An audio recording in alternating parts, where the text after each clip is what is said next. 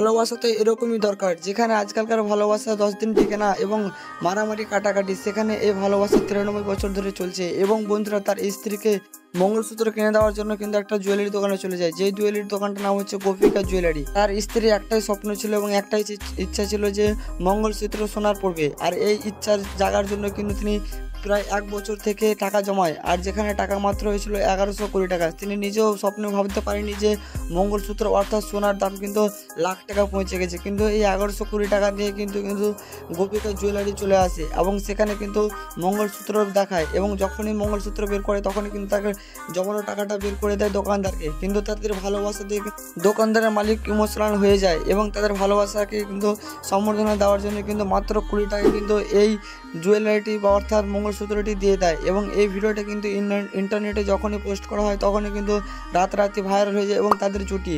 আর বন্ধুরা এই ভিডিওটাতে বর্তমানে ভিউ রয়েছে 31 মিলিয়ন। তো বন্ধুরা এই দাদাদের জন্য আপনারা একটা লাইন বলে যান এবং আপনাদের ওই ভালোবাসাকে ট্যাগ করে দিন এই ভিডিওটি।